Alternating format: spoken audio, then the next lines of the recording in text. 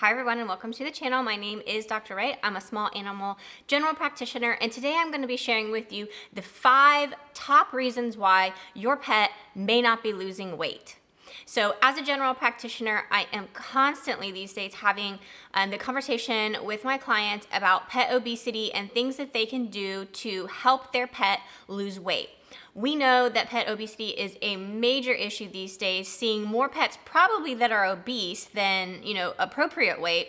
And so I find having this conversation, there are some things that come up over and over and over again. This is going to apply to both dogs and cats, and it's going to correspond to my weight loss guide that I have on my website. So I'll post the website here and show you a picture of that guide. And this is just a little snippet of some of the tips and tricks I have to help your pet lose weight. We know that pets at a healthier weight live longer lives. There are studies that have been done where dogs will actually live 2 years more if they maintain a healthy weight. We know that obesity contributes to diabetes. We know that obesity contributes to joint and mobility issues, and it's definitely a quality of life issue for our pets. And so keeping them at a healthy weight is important. So here are my top 5 reasons that you need to be looking out for, and maybe why you're having an issue getting your pet to lose that weight that your veterinarian is recommending that you do. So number 1 thing is you have selected a food to feed your pet that perhaps you think is an adult food, but is actually a puppy food. And those of you that have been following this channel and are familiar with this concept, you know what I'm talking about.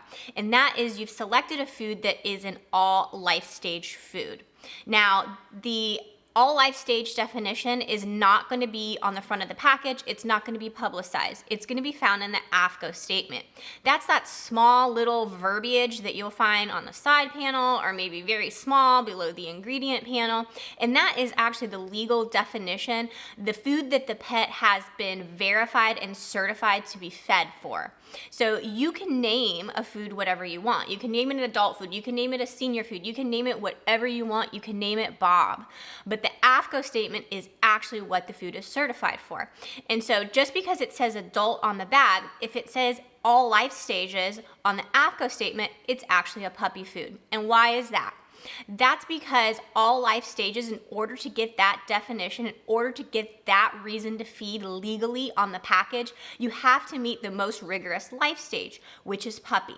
And so they've kind of thrown a broad net. They've gone for the easiest, the most accessible life stage when a company has chosen to market their or certify their pet food as a all life stage food, and that is puppy food. And so if you are feeding an all life stage food to your pet, you're actually feeding a puppy food. And so what does that mean? It means more caloric density in most cases, more calories, more calcium, more phosphorus, more, because puppies need a lot more to grow. That's going to be detrimental to your pet's weight loss journey when you have an adult pet that is already overweight and obese. And so always want to make sure that even if your pet food says adult or even senior or anything at all, and you're having trouble with weight loss, that you check that AFCO statement and make sure you are not feeding an all life stage food. Number 2 kind of tailors into that a little bit, and that is knowing how to calculate and understanding your pet's body condition score as it pertains to calories and the amount of calories your pet needs to sustain a weight loss journey. And so just like in people, it's calories in, calories out. And so you need to be able to determine that. Now, in my weight loss guide, I do have a easy step-by-step process to calculate your pet's body condition score, and using that and applying it to a body fat index to determine what your pet's ideal weight is. Now, your veterinarian may be doing that at your appointment. Let's say your pet comes in and they weigh 80 pounds. They may look at them and do that kind of math in their head and say, I think we need to get down to 70. Once you know that, you can calculate the resting energy requirement and know the amount of calories that your pet needs to eat per day. Now, that's the total caloric requirement. And so if you are feeding your pet a certain number of calories, but then you're adding on top of that treats and things like that, that also contributes to the calories. So you need to be really, really strict with calculating the amount of calories that your pet is getting per day. So the other important thing with that is if you're using the package to determine the amount of calories that you're going to feed, if you're not going to be calculating that resting energy requirement, then you need to be feeding for the weight that your pet should be, not the weight that they are. So if you go to the vet and your pet is 80 pounds and they say your pet needs to be 70 pounds, you need to be feeding for a 70 pound pet. Same thing with a cat. If your cat is 15, 16 pounds and your vet says that your cat should be 12 pounds, you need to be feeding the calories suggested for a 12-pound cat. If you feed that 16 pound cat range, they're going to maintain 16 pounds, and that's not what we want. We want a weight loss. And so that's another common issue I have seen time and time again is the people are feeding and they're trying to be really good and they're actually starting to count calories, but they are using the pet's current weight, not the pet's ideal or anticipated weight loss. And so definitely make sure you can calculate resting energy or consult with your veterinarian on what your caloric goal is and then stick to it. So how are you going to stick to it? And this is another common pitfall that I see. You need to use a measuring cup, okay? I'm going to bring a couple little, let me go grab them, a couple little visual tools for you guys. Okay. So this is an 8-ounce measuring cup. This is exactly what they mean when they say a cup of your pet food, okay? This is another example. So we have these at my clinic. These are actual, you can see the size compared to my hand. This is the cup they mean when they suggest a cup number on your pet's pet food, or you're calculating calories using calories per cup on the bag. This is not a cup. It is a cup, but it's not a cup according to pet food, okay? So look, much smaller. So we run into problems a lot, and I've said this time and time and again. We're working with a pet in my clinic on a weight loss journey. They're having trouble. We're not hitting our goals. What's going on? They come into board, and they talk to the boarding staff about how much they're feeding, and we're going over that in detail. And they provide the food, and then inside the little container for the food is their scoop. And their scoop is not a cup. Their scoop is something big like this, or one of those scoops that you get at the feed store, or a Dixie cup, or any number of cups, or they just fill the bottom. Just fill the bottom of the bowl. And no, you can't do that. You actually have to measure, or if you're really into it, you can weigh the food, but you have to stay on top of the calories, and not all cups are cups. And so we see that commonly as well. We are measuring the food, but we are not using the appropriate and the calibrated cup that we should be doing. And so we're feeding more calories and the weight is not coming off. So that brings us to the fourth thing. So you're doing all the things that you're supposed to be doing.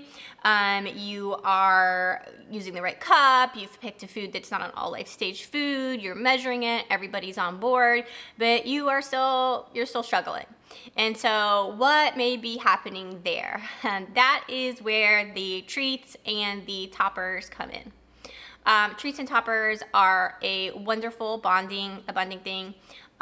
Pets love it when we give them treats. They get really excited. We get excited when our pets love their treats, and that ties back to my book, where I talk about the different reasons why we feed and why we need to really know what type of a feeder are. Are we an emotional feeder? Are we a nutritional feeder? Or are we a combination of both? It's important to internalize that and understand that, because if you are an emotional feeder, you just get so much joy with the treating and things like that. It may surpass you that all those extra treats and things like that are actually a health concern to your pet.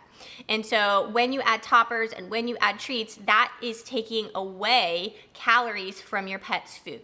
And if you take away enough calories from your pet's food, you are taking away nutrition, because treats and toppers and things like that are usually not a nutritional, they're not adding to the nutrition. They're potentially unbalancing the diet, and they are most certainly adding calories. So visual explanation on this, and I'm gonna post this little graphic here that I think is really enlightening, and I tear these off in my clinic and I give them to people so they understand the impact that treats can have on your pet's weight loss journey. So for a 20-pound dog, if you give 1 ounce of cheddar cheese, so this is 1 ounce of cheddar cheese right here. So three little pieces of cheddar cheese. So they go potty 3 times a day. They get these 3 ounces of cheddar cheese. That is equivalent to 113 calories, okay, on average. If you put it in one of those calorie calculators, it's gonna be about 113 calories. If your dog is 20 pounds, their very generous caloric allotment for the day is about 500. Honestly, if you're doing weight loss, it may be even closer to 300, 400, depending on your pet's activity level. And so if you feed 1 ounce of cheese to your pet, that's anywhere between 1/3 and 1/5 of their total daily allotment. And so that is a huge amount. That would be equivalent to you eating, an average person, 2.5 hamburgers.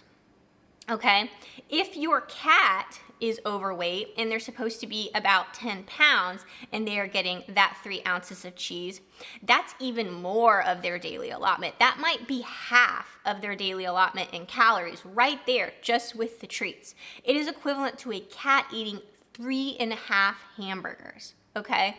And so even though it seems like a little, those treats exponentially add up. And it's very easy. We just gave a little potato chip. We just gave a little tablespoon of peanut butter with the pills. Peanut butter is about 2.25 hamburgers for a 20-pound dog.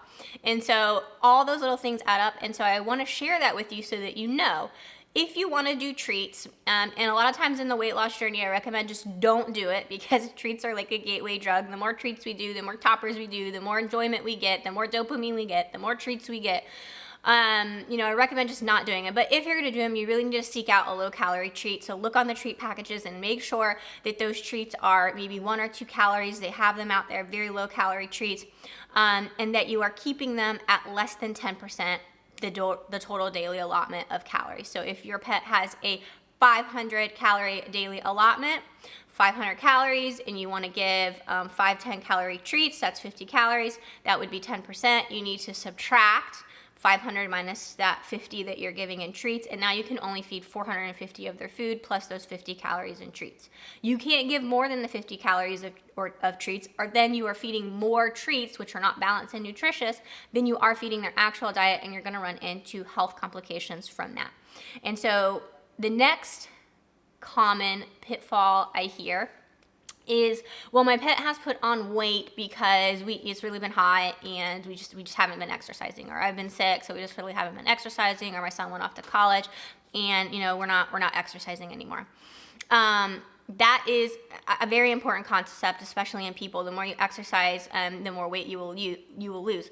The problem is, in pets, we need to understand the caloric and metabolic differences. So there are babies, and I talk about anthropomorphizing pets a lot on this channel as well in my workbook, but they are a different species and their bodies work differently. So I did a little bit of numbers for you guys to help illustrate this. So that same 20-pound dog that we were talking about earlier, that we give that ounce of cheese throughout the day, that is an additional 100 calories they have to burn. They would have to walk 2.5 miles just to burn off that extra 100 calories every single day. So if your pet is overweight and you are giving cheese only an ounce just to give a treat, you have to walk the 2.5 miles just to work off that ounce, plus additional to get off the weight. And so it would take you doing that.